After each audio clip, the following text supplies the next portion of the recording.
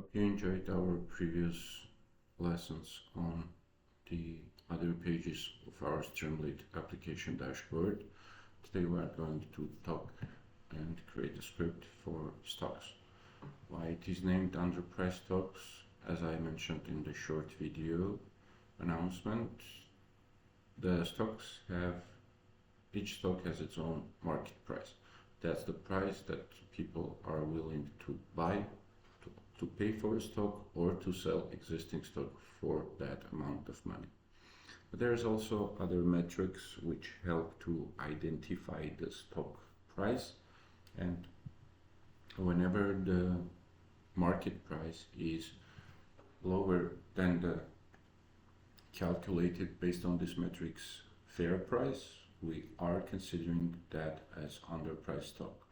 So the stock which actual price should be higher than the existing market price, and vice versa. There are stocks that are valued more than they should be according to these calculations, so those are called overpriced stock. Our script will help you identify those, but please note that we are not doing this as a financial suggestion. We are doing this as an exercise to get more data, to get more information, and based on that information, and together with financial advisors, be able to make reasonable investment decisions. Our part is try to get the data and make the data our instrument of analysis. So let's start. We will start with our import section, as always. Streamlit as ST, yfinance as YF, Pandas as PD, and the library to call up API endpoints requests. Next, what we are going to do, we are going to provide the URL. Base URL this is what we are doing here. We are providing an API endpoint from where our script will get one portion of data. The API is located at the address https financial modeling prep.com/API/v3, and API key is your API key. So what is financial modeling prep? This is the source of data. Let's actually open the page and see it. So with here you can get the API tools. I made already research for API documentation in here and got the endpoint structure, how it's gonna look. If you want to try it, you can check the pricing. Here there are different plans: basic, starter, premium, ultimate. For the beginning, basic will suit your needs, so feel free to sign up. Later on in the code, I will enter my credentials, my API key for it. It is basically the starter package that I'm using, so it's more than enough for me. And whenever you will feel more confident, you can switch from your basic plan to starter. It's really easy. So let's close this one for now and get back to our code. We got API and we got base URL. Now what we're going to do? We're going to get the SP 500 stocks list from the source in here. And then the list that we got, we will acquire the data from Yahoo Finance for it regarding to their current price and other parameters based on which we will calculate if the stock is overpriced or not. So let's get our SP 500 list, fetch SP 500 tickers, URL is fstring. This is what I got from the investigation of the API documentation at Financial Model Prep, and this will go base URL SP500 constituent and API key is our API key. So this is the endpoint that we are going to get data from. We are adding API key, which we will receive from at registration to the request, and it forms the URL that we are going to check for. Now we're trying to not be surprised by any exception. Response is requests get URL, and if response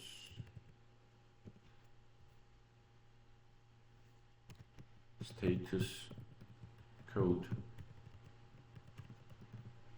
is 200, so whoever is familiar with APIs, and HTTP codes, 200 is the code when we are getting OK from the server, which means that our request is formed and sent correctly, and you can expect some data. So if you can expect some data, then data we want to receive in the JSON format, where tickers will be item symbol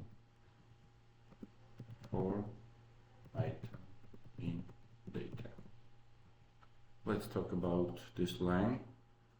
So data that we are receiving, we are checking for the field symbol in it, and we are creating a list of items for all items which have the symbol as an attribute and putting it in this list. And we are going to expect as a return tickers. So if else, we are going to Streamlit error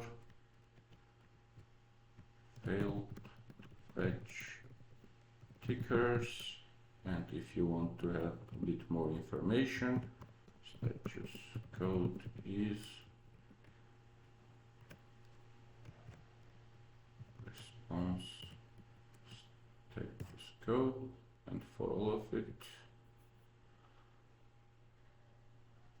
we are ending this to return empty list. So whenever this will be faced, an empty list will be added to existing.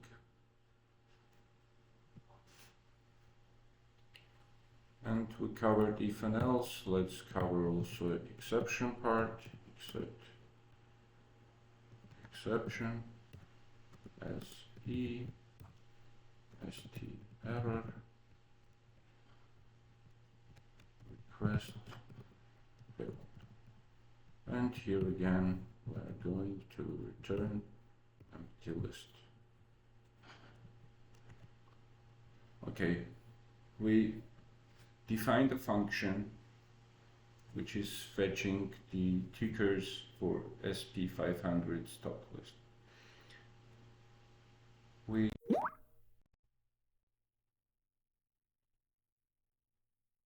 making a GET request to the Financial Modeling Prep API using request GET method.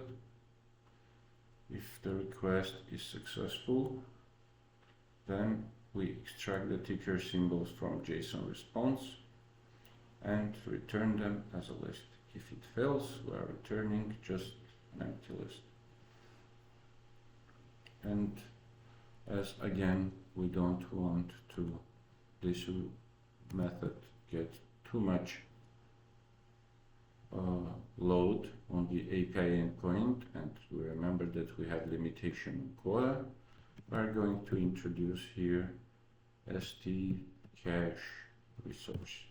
So we will have cached result unless we will do manual request. Okay, we got the list. So now what we are going to do with it? We are going to try to get the data for each and every element of the list. Again, we are going to use cache, define batch stock data, and an input will be list of tickers. Data will be our empty list which we are creating, and we are keeping it empty before we will start getting data for symbols. So for symbol in tickers, stock will be yfinance, ticker, and symbol.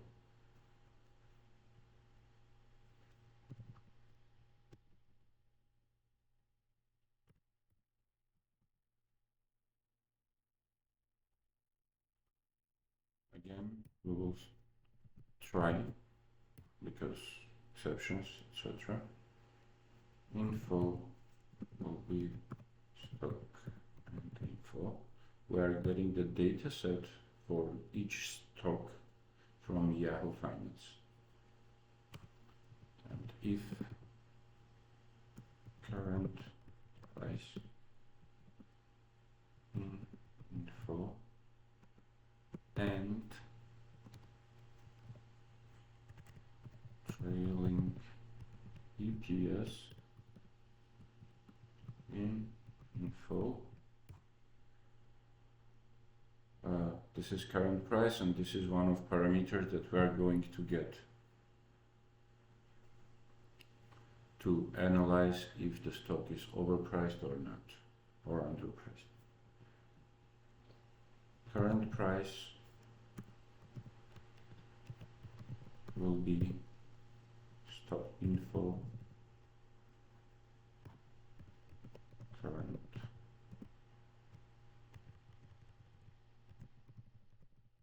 price. EPS is info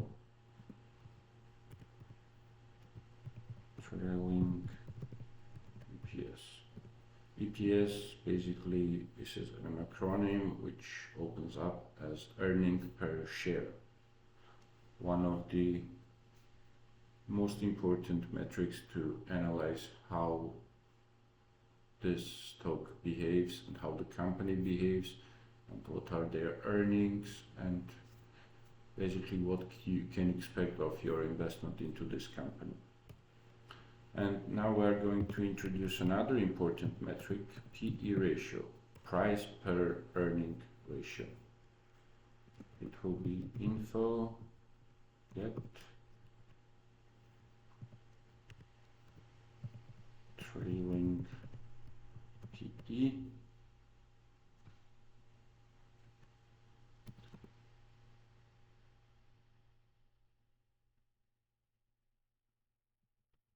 and we are introducing it as a float.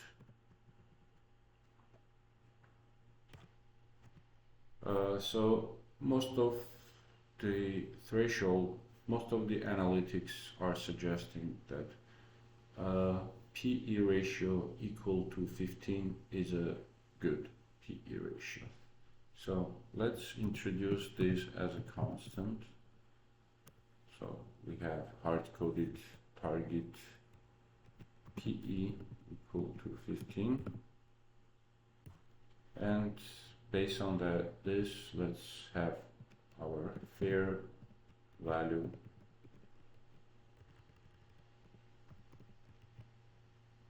stock. This will be our estimated fair value price for the stock. Will be equal to EPS multiplied target PE. So this is basically how it's assumed that the fair price should be the price per earning and multiplied by earning per share. So if the price per earning is 15, it is considered as a good metric, so this will be our threshold as well.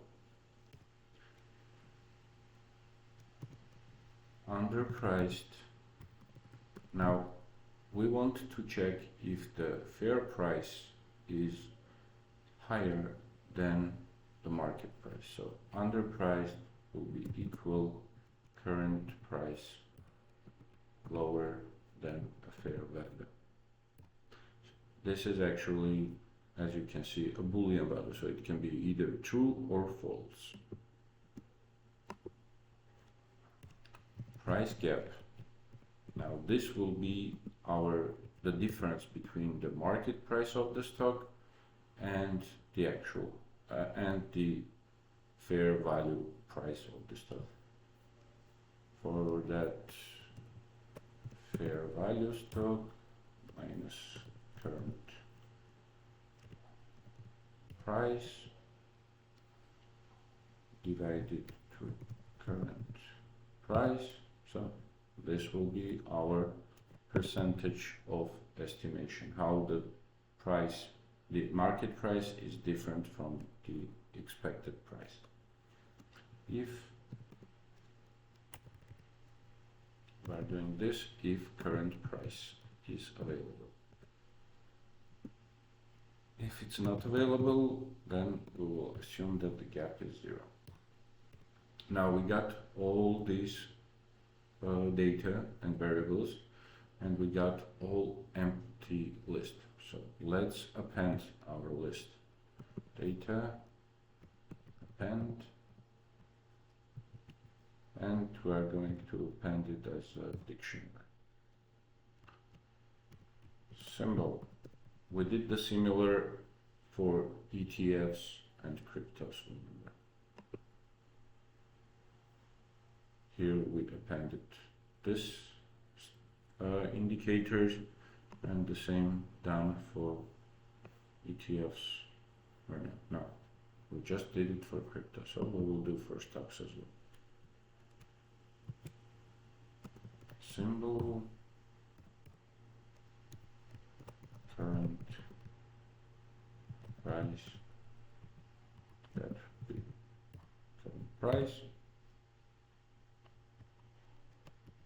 EPS, earning per share, that would be EPS. Fair market price. This will be fair value for stock. Underpriced. This will be yes if underpriced. So if the Boolean value is true, then yes. If no, else.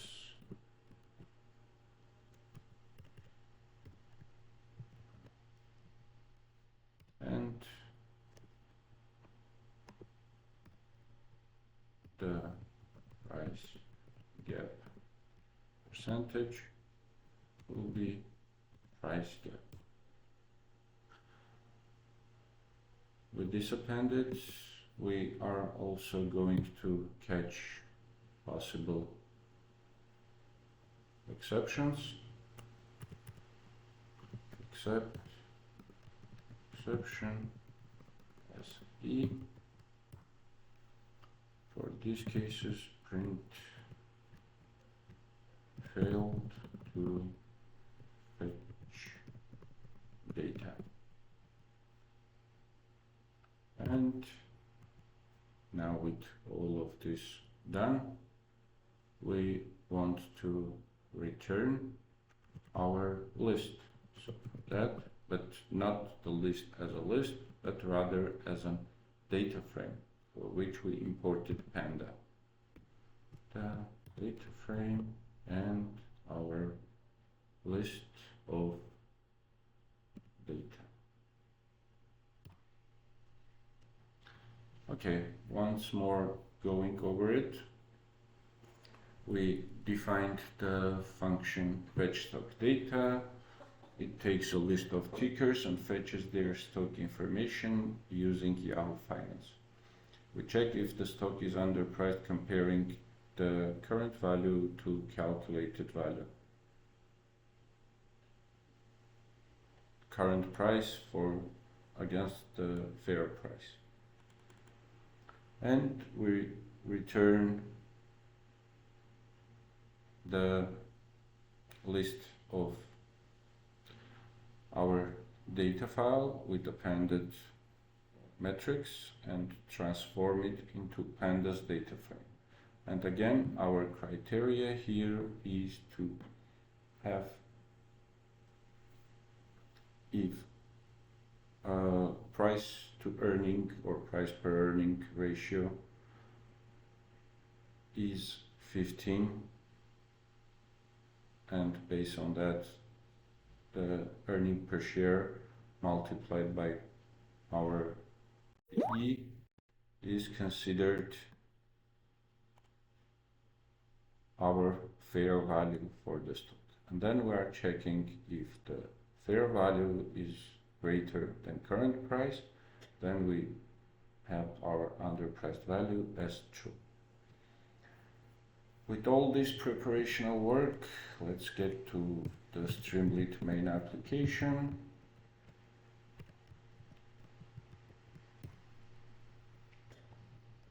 ST title, underpriced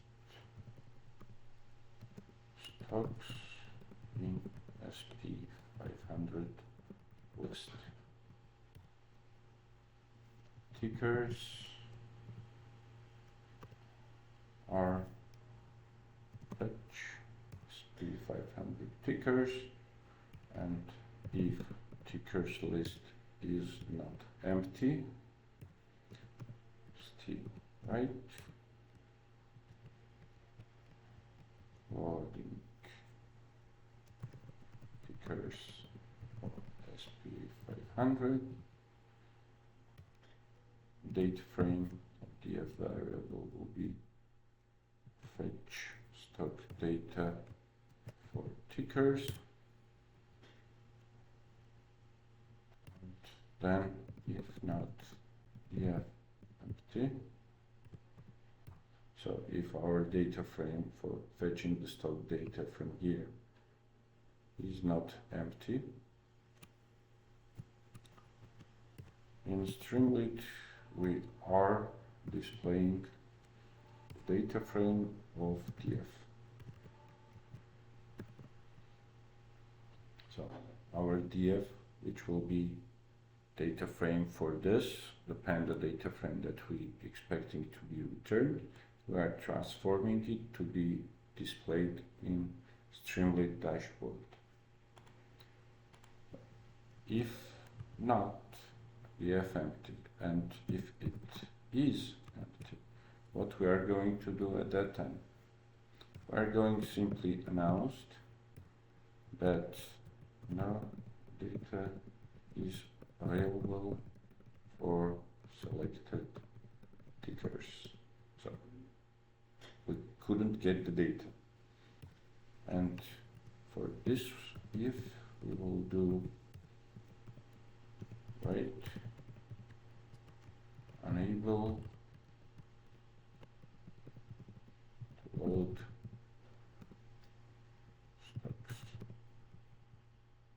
stock tickers to be more precise. Now we got our main app Streamlit application with title and what it will have as an input, and if there is an input, we will create the tickers in a format of table, and if the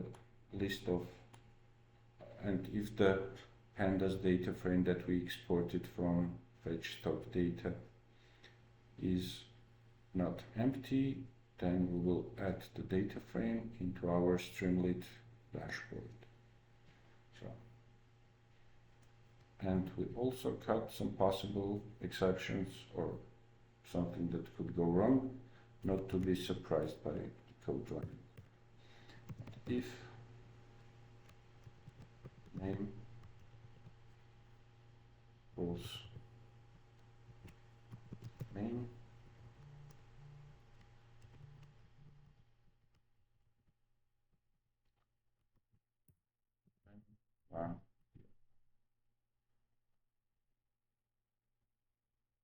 we can run this here, but with the API key not available, it will display unexpected error. Let's validate that it is following the expected 401.